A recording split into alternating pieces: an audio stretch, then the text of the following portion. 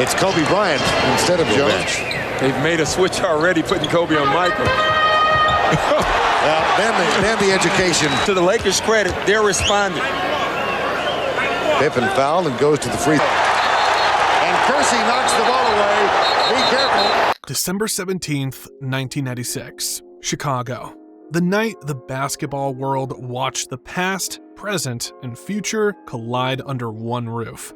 The reigning champion Chicago Bulls were unstoppable, the aura of greatness still radiating from their '96 title run, and across from them stood the flashy, fast-rising Los Angeles Lakers, led by the most dominant young center in the game, Shaquille O'Neal, and a teenage prodigy named Kobe Bryant.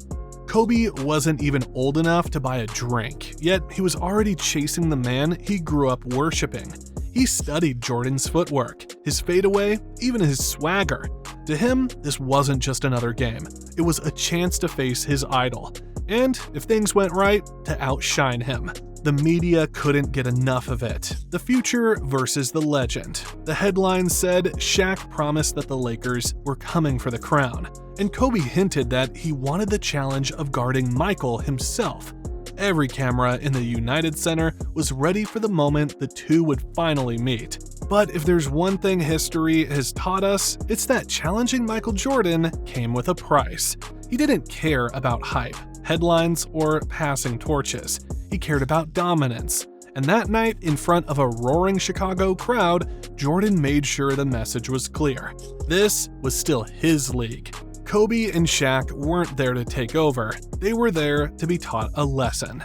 By 1996, the Lakers were transforming into something the league hadn't seen in years. A flashy, confident, star-studded team built around two phenoms who seemed destined to dominate the future, Shaquille O'Neal and Kobe Bryant. And they've got a new look, as you mentioned, and it starts in the middle with Shaquille O'Neal. What a sight in the middle, having him on your ball club. He's been playing fantastically. And then they've got a youngster by the name of Kobe Bryant, 18 years old. He's only played in one preseason game, but he's acting as if he's been in the league for a couple of years already. They are a new-look team. The franchise had just pulled off one of the most aggressive rebuilds in basketball history. They signed Shaq that summer, stealing him from Orlando with a record-breaking $120 million deal, and traded for a 17-year-old high school guard from Lower Merion named Kobe Bryant. At first glance, it looked like an odd pairing, the most physically dominant player in the NBA and a kid who hadn't even played a college game. But Los Angeles believed in their potential. Shaq was already a superstar. At 7'1" and 325 pounds, he was a force of nature, a walking mismatch that every team dreaded. He had the power to destroy defenses and the charisma to light up Hollywood. The Lakers were his kingdom now, and he carried himself like it. He may be the most dominant player in the game well into the next century. Tonight, Shaquille O'Neal makes his Great Western Forum debut in purple and gold. It's Shaq and the Lakers next. Then there was Kobe, raw, ambitious, and obsessed with greatness. Even as a rookie, he carried himself like someone who knew he was special. He didn't care about waiting his turn or deferring to veterans.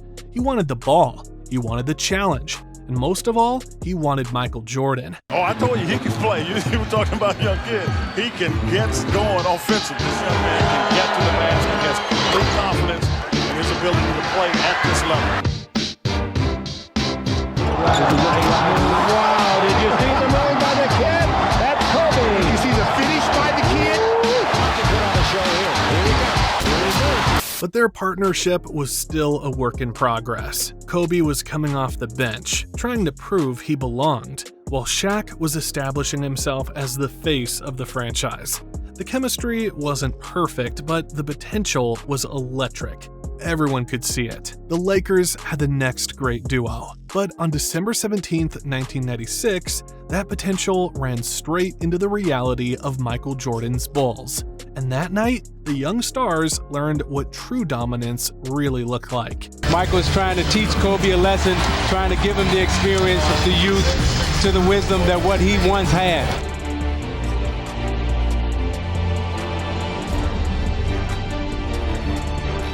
Meanwhile, in Chicago, the atmosphere was different. The Bulls weren't chasing greatness, they were defining it.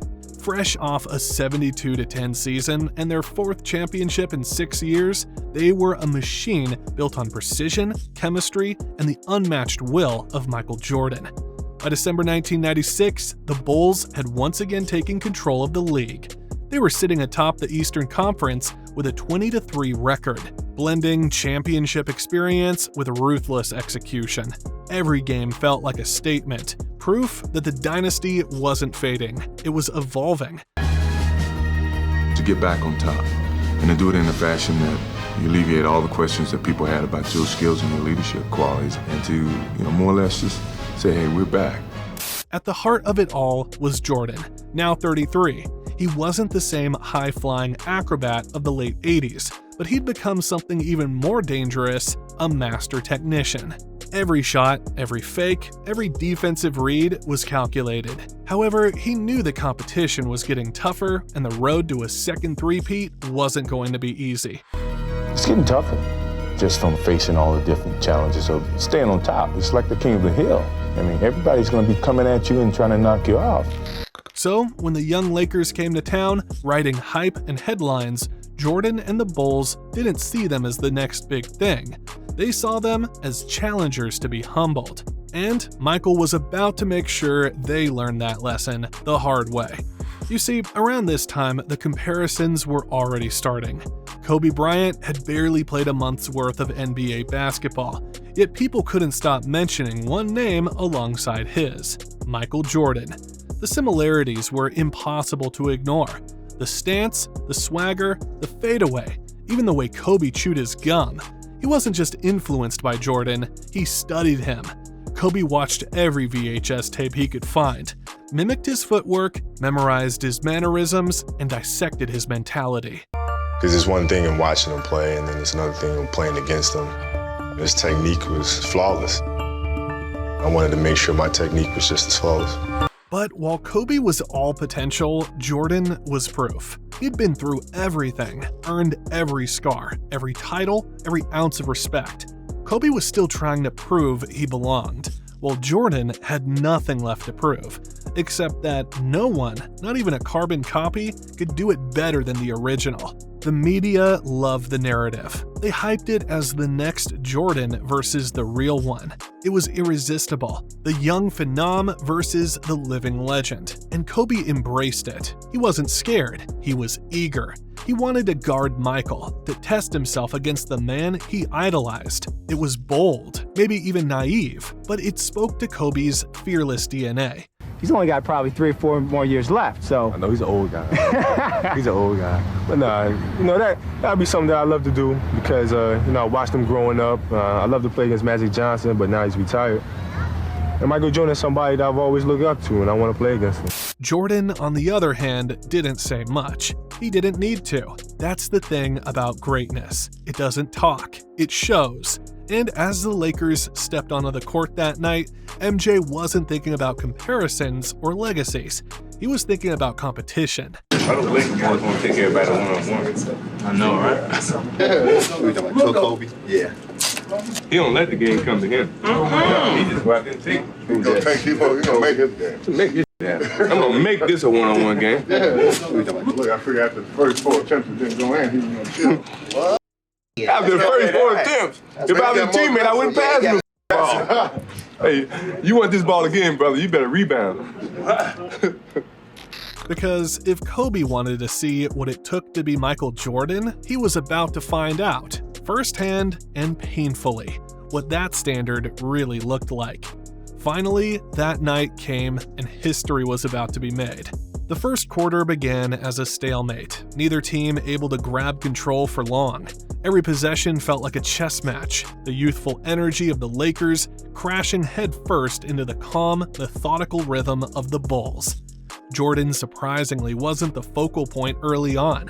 Instead, he took a step back, letting the game develop and his teammates find their rhythm.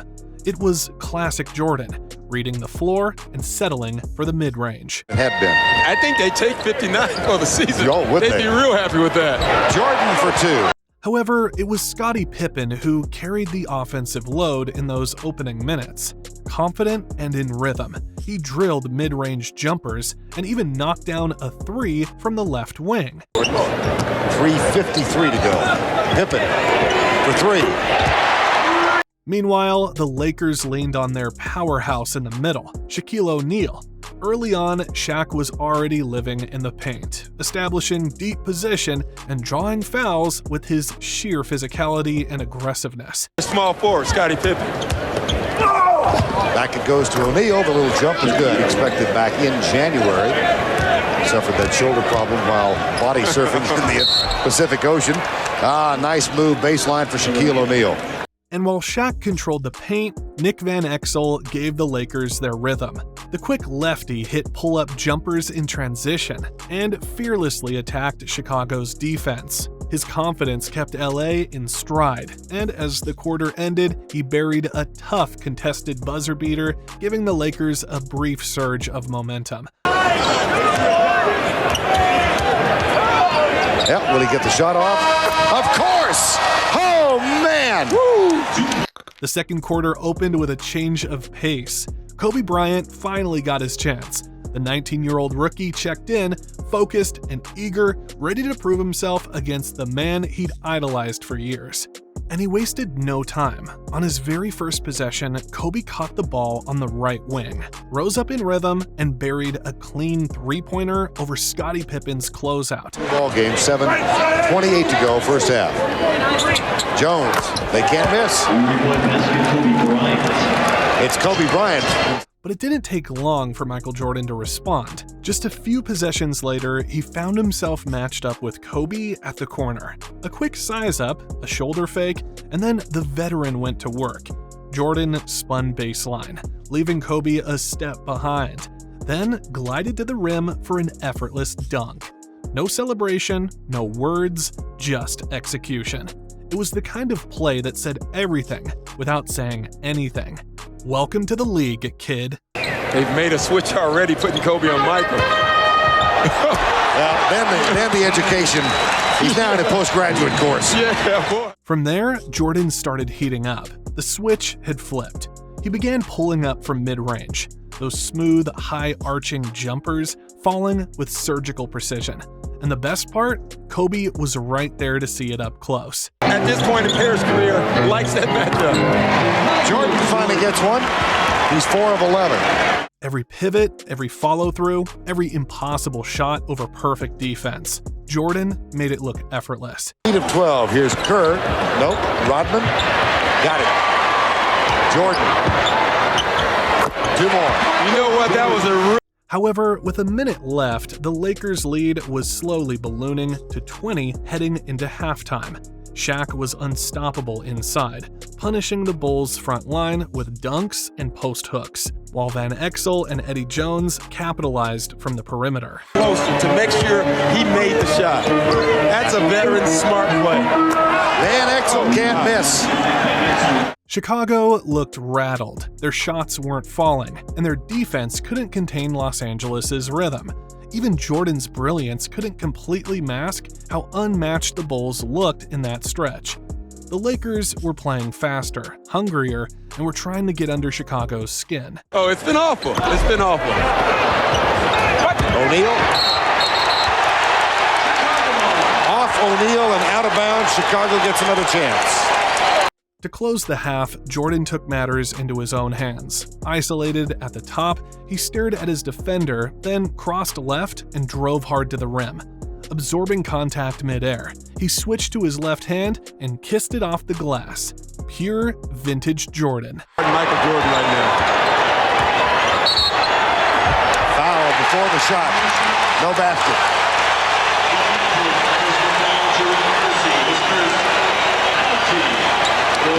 Yeah, this is just quickness. He had no chance. I'm surprised that the Lakers didn't give help a little bit earlier, right? The third quarter opened with a different energy. The Bulls came out looking like a team on a mission, and it was Scottie Pippen who lit the fuse. He stepped into a clean three from the top of the arc. Nothing but net. Chicago's ball movement suddenly looked sharper, the defense tighter, and the rhythm they'd been searching for all night was finally starting to click. The ball, it takes him a longer time to get into Shaq. And when you take that much time to get the ball into Shaq. Meanwhile, on the other end, Shaquille O'Neal continued to dominate the paint. Bill Wennington tried his best to hold his ground, but it was like trying to stop a bulldozer with a garden fence. Shaq went right through him, backing down, spinning, and drawing fouls. Under 7 minutes to go in the third quarter, and O'Neal gets 2 more. Los Angeles started playing rough, testing Chicago's composure. Every drive to the rim came with hard contact. Every rebound turned into a wrestling match. Shaq set the tone, throwing his weight around and bullying Bill Wennington under the basket. The Lakers' physicality was borderline brutal. It's great defense by Randy Brown, first of all, and that's why he's in the game, is to make things happen. I'm surprised they called that. He had actually gotten rid of the ball before he was fouled. Bulls refused to back down. Jordan began finding his rhythm again, hitting pull-ups and slipping through defenders like it was routine.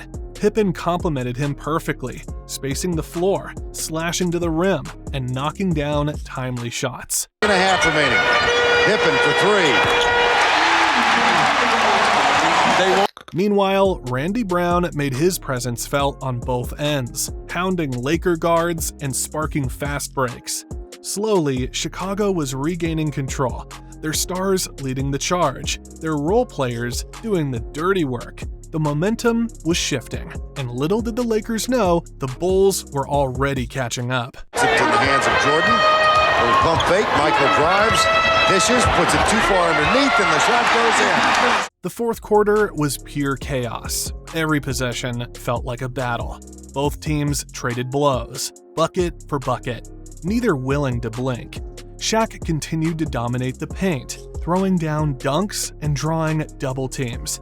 But Jordan answered each time. Whether it was a fadeaway from the post or a pull-up in transition, he kept the Bulls within striking distance. For Rodman so far in the ballgame, he had 23 the other night against Charlotte. Jordan for 2. Then came the turning point. After a frantic sequence where both teams scrambled for control, the ball found its way to Tony Kukoc at the top of the arc. With Shaq closing in, Kukoc didn't hesitate. He rose up smoothly and buried the 3 right over the big man's outstretched arms. Takes it over him for 3. Oh, mercy! Oh my goodness! That is the first Chicago lead tonight. Wow. But the Lakers weren't done yet and managed to retake the lead. After a frantic final sequence, it was Tony Kukoc once again who came through in the clutch. Fouled with seconds remaining, he calmly stepped to the line and sank both free throws, tying the game and sending it into overtime. We're tied. Eddie Jones almost loses it. Van Exel. We're going to overtime. Overtime picked up right where regulation left off. Tense, physical, and relentless. For the first 3 minutes, both teams traded baskets in a furious back and forth. Every possession felt like it could break the game open, yet neither side could pull away. Shots were falling, defenses were tightening, and fatigue was setting in. But the intensity never wavered. Then came the moment everyone would remember. On a missed jumper, Dennis Rodman muscled his way through traffic for a tough rebound, fighting off bodies left and right.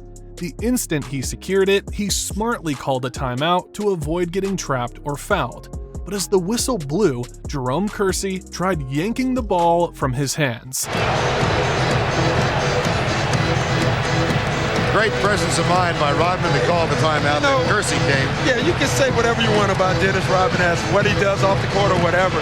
That guy knows the game of basketball. And I'm telling you, that's a great timeout. That was the last straw. Rodman wasn't having it. He held on tight, glared back, and the two exchanged words as teammates rushed in to separate them.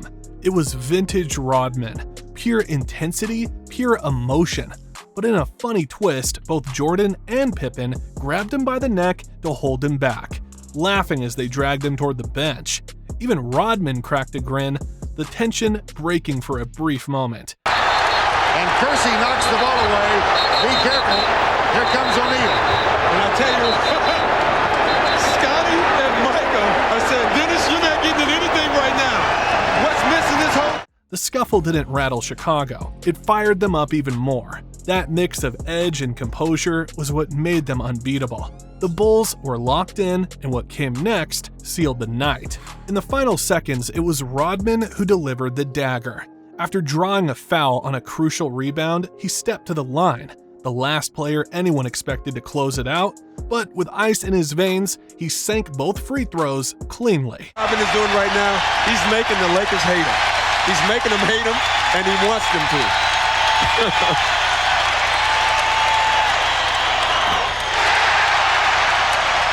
Got them both. Game over. Chicago had survived the storm and sealed the win. The box score said it all. Michael Jordan led the Bulls with 30 points, 9 rebounds, and 3 assists, steadying the team when it mattered most. Scottie Pippen was right behind him with 35 points, 10 rebounds, and 6 assists. A complete two-way performance that carried Chicago through the rough stretches.